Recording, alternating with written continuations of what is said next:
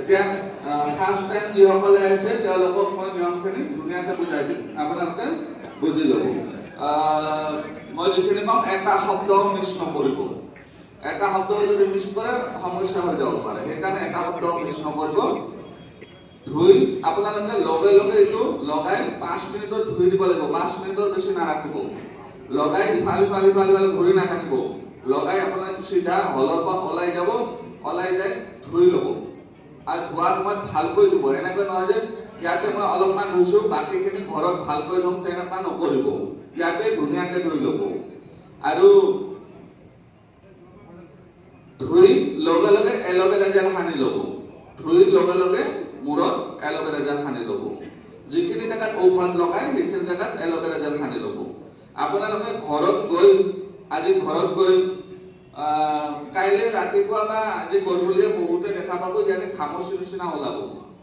পানী জ্বলা যে ফুটে তেনেকুৱা সৰু সৰু কৰি আহিব। এই ঘামচিবিলাক যেতিয়া হ'ব অলপ অলপ বিন্ধা বিন্ধি কৰিব। ৰঙা পিপাৰে কামুৰিলে যেনেকুৱা লাগে তেনেকুৱা লাগিব। আৰু এই ঘামচিবিলাক 4-5 দিনৰ পৰা এসপ্তাহলৈকে থাকে। এইটো এটা প্ৰচেছ হয়। ঘামচিবিলাক ওলোৱাটো এটা প্ৰচেছ হয়। এইটো কোনো সাইড ইফেক্ট বা ইনফেকশ্যন নহয়, এইটো নৰ্মেল প্ৰচেছ হয়। আমি যিটো ঔষধ লগালে সেইটো ঘামচিৰ নিচিনা ওলাবই। ঘামচিবিলাক ওলাই এসপ্তাহমানলৈকে থাকে। এসপ্তাহমানলৈকে মেক্সিমাম এসপ্তাহ থাকে। যিসকলে ছেকেণ্ড টাইম আহিছে তেওঁলোকে বুজি পায়। ফাৰ্ষ্ট টাইম যিসকলে আহিছে তেওঁলোকৰ কাৰণে বুজাই আছোঁ। ঘামচিবিলাক ওলালে অলপ অলপ বিন্ধা বিন্ধি কৰি থাকিব। যিমান দিন এই জেগাখিনিত ঘামচি ওলাই থাকে সিমান দিন আপোনালোকে এল'ভেৰা জেল সানি থাকিব। এই অলপ অলপ যে বিন্ধা বিন্ধি কৰিব, অলপ অলপ সামান্য ৰঙা পিপাৰে কামুৰিলে যেনেকুৱা লাগে অলপমান খজুৱাব, এইটো কম কৰাৰ কাৰণে এল'ভেৰাটো হয়। এল'ভেৰাটো লগালে এইটো কম হৈ থাকে, আপুনি বেছি অসুবিধা নাপাব। কাৰণ কিছুমানৰ এই বিন্ধা বিন্ধিটো সহ্য কৰিব নোৱাৰা হৈ যায়। ধৰক কিছুমানৰ বহুত কোমল হৈ থাকে, সেইকাৰণে এল'ভেৰাটো লগাই থাকিলে আপুনি সেইটো অনুভৱ নকৰিব। আপোনালোকে যিখন গামোচাৰে এইখন গামোচা যদি আপোনালোকে ব্যৱহাৰ কৰে, এটা কণাহে ব্যৱহাৰ কৰিব। এটা কণা, গোটেই গামোচাখন ব্যৱহাৰ নকৰিব।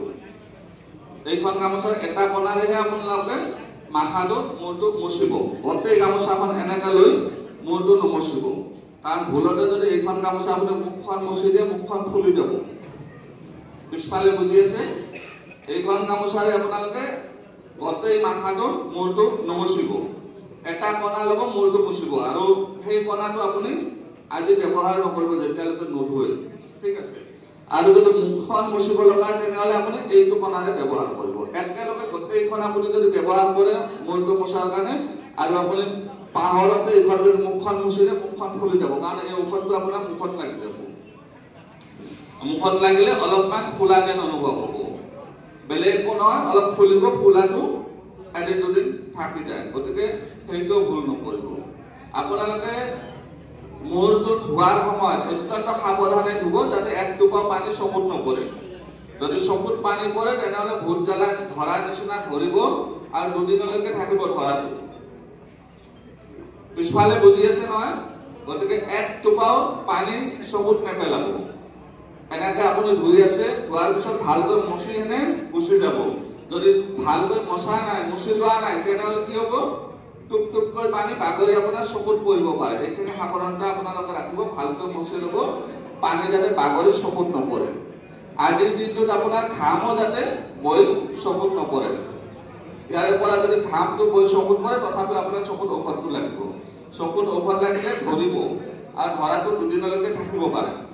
আপুনি যদি গম পাইছে চকুত ঔষধ লাগিছে, আপোনাৰ কিবা কৰি এক্সিডেণ্টলি পৰিছে, তো লগে লগে আপুনি 2-3 বটল পানী লৈ এনেকৈ ধুনীয়াকৈ মাৰি দিব, লাহে লাহে মাৰি দিব, লগে লগে ঠিক হৈ যায়। যদি আপুনি কেয়াৰলেছ হয় যি হৈছে হ'ব, একো নাই, তেনেহ'লে ধৰিব। ধ্যান দিব, এক টোপাও পানী চকুত নেপেলাব। যদি চকুত নপৰে, পৰিলেও একো নাই, 2 দিন পিছত ধৰিলে যেনিবা 2 দিন পিছত ঠিক হৈ যাব। আৰু 2 দিন পিছত কি হ'ব? আপোনাৰ দৃষ্টিশক্তি বাঢ়ি যাব।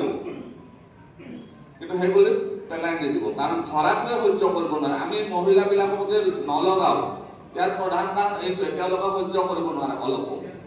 অলপো সহ্য কৰিব নোৱাৰে, আৰু দীঘল চুলি থাকিলে পানীটো বৈ চকুত পৰিয়ে যায়।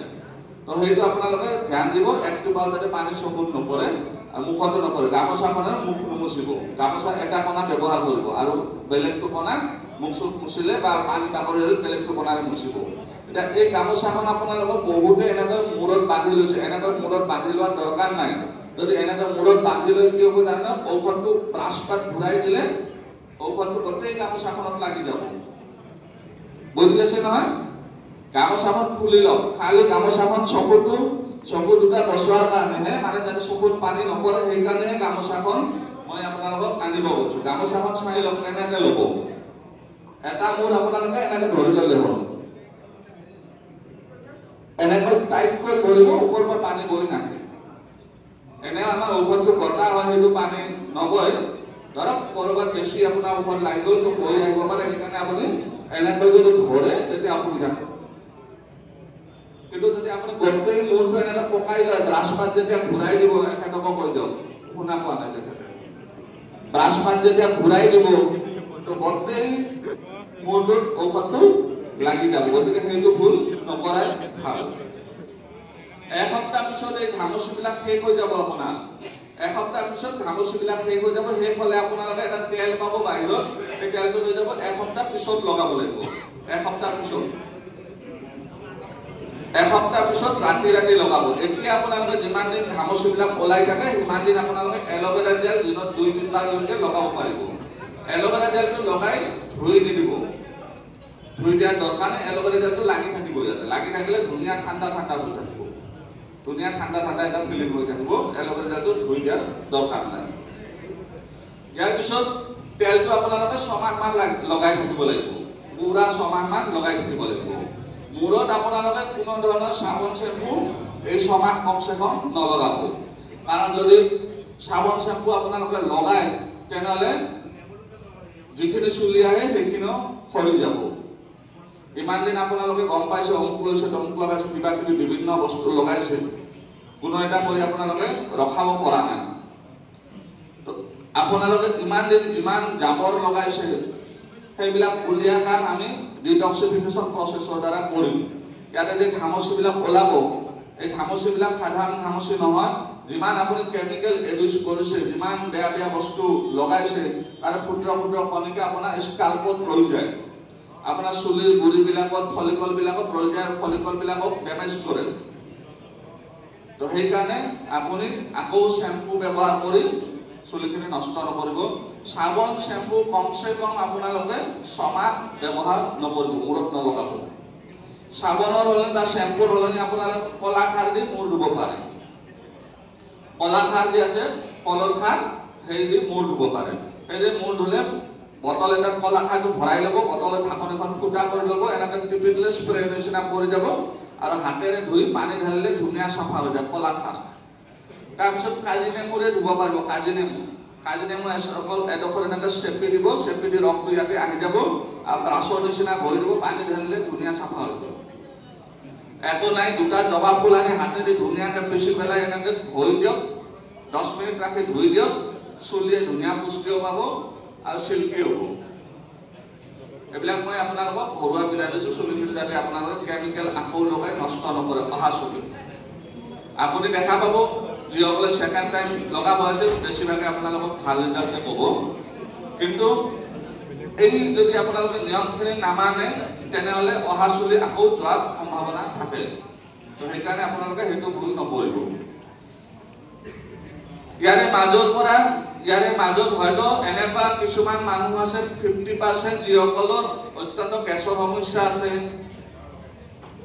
লিভাৰৰ সমস্যা আছে ফেটি লিভাৰ তাৰপিছত কিবা এটা খালে টেঙা উগাৰ আহে এচিডিটি হয় অলপমান খালে পেট ভৰি যোৱা যেন লাগে এই সকলোবিলাকে লিভাৰৰ লগত জড়িত সমস্যা এইবিলাক সমস্যা আছে যদি ফেটি লিভাৰ আছে আপোনাৰ চুলি আহি আকৌ 1.5-2 মাহ পিছত আকৌ সৰা দেখা পাব তেনেকুৱা সমস্যা আছে ফেটি লিভাৰৰ সমস্যা আছে তেনেহ'লে আপোনালোকে 3 মাহ পূৰ্ণনভা জুচ খাব পূৰ্ণনভা নামটো মনত থাকিব নহয় পূৰ্ণনভা আপুনি পূৰ্ণনভা বুলি ক'লেও দি দিব বা যদি কয় লিভাৰৰ ঔষধটো দিয়ক তথাপিও দি দিব বাহিৰত আমাৰ গাড়ী এখনত তাতে কাউণ্টাৰ এটা আছে আপোনালোকে পাই যাব এই পূৰ্ণনভা জুচটো লিভাৰৰ ঔষধ হয় এইটো 3 মাহ খালে আপোনাৰ গেছ এচিডিটি যিমান সমস্যা নাথাকক ফেটি লিভাৰৰ সমস্যা গ্ৰেড 2 লৈকে 3 মাহত ঠিক হৈ যায়। গ্ৰেড 3, 4 হৈছে বেছি খাব লাগিব।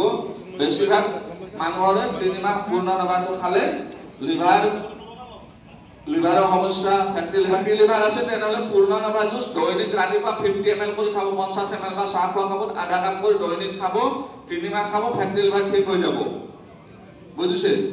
যদি কাৰোবাৰ পাইলছ আছে তেনেহ'লে যদি পাইলছ আছে শৌচত তেজ যায় তেওঁৰো চুলি যোৱা সমস্যা সহজতে ঠিক নহয়। যদি শৌচ কৰা সময়ত গুজ্জাদাৰ ফুলি উঠে, বাহিৰত ওলাই আহে, খুব জ্বলা পোৰা কৰে, বিষ হয়, এইবিলাক পাইলছ প্ৰেছাৰ ফিস্টুলা যাৰ সমস্যা আছে তেওঁলোকে অল ক্লিয়াৰ নামৰ এটা জুচ আছে, সেইটো 3-4 মাহ খালে পাইলছ প্ৰেছাৰ ফিস্টুলা ঠিক হৈ যাব। নামটো হ'ল অল ক্লিয়াৰ। অল ক্লিয়াৰ খোৱা নিয়মটো ৰাতি ভাত খোৱাৰ পিছত, আৰু লিভাৰৰ ঔষধটো খোৱা নিয়ম ৰাতিপুৱা গৰম পানী 2 গিলাচ খাব, তাৰপিছত লিভাৰৰ ঔষধটো খাব।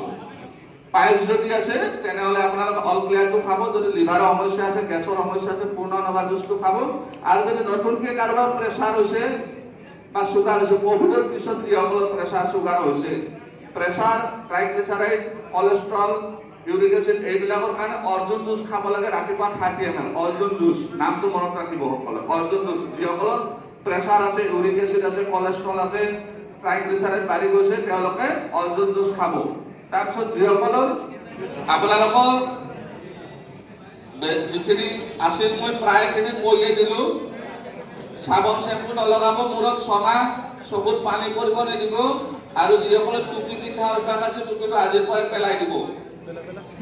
যদি আপোনাৰ ডিউটিত টুপি পিন্ধিব লাগে তেতিয়াহ'লে বেলেগ কথা, উপায় নাই, কিন্তু এনে টুপি একোটা পিন্ধি পেলাই নাথাকিব। যদি টুপি পিন্ধি থাকে কেনেকুৱা হ'ব জানে না প্ৰচেছটো? আপুনি ধানৰ খেতি কৰিছে, ওপৰত এখন ত্ৰিপাল পাৰি দিছে, হ'ব নেকি? হ'ব?